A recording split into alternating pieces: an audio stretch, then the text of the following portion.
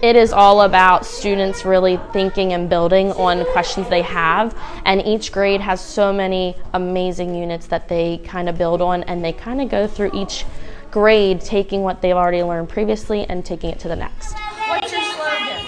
Here's an example of how an IB curriculum is put into action. 17, 18. So a great example, in third grade, we have a unit under How the World Works, where students are looking at the science content of forces in motion. They're looking at biographers in reading as a model. They're then replicating the process of innovation and invention through the science and engineering aspect.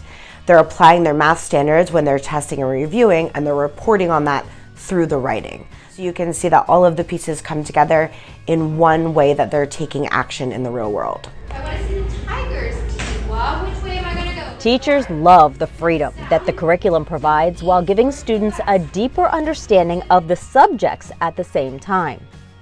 I think it helps students really understand what they're learning. It places more meaning behind what they're learning instead of me just standing in front of the classroom lecturing them.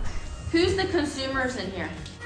All in all, the goal of an IB program is to encourage both personal and academic achievement, challenging students to think critically and ask the right questions.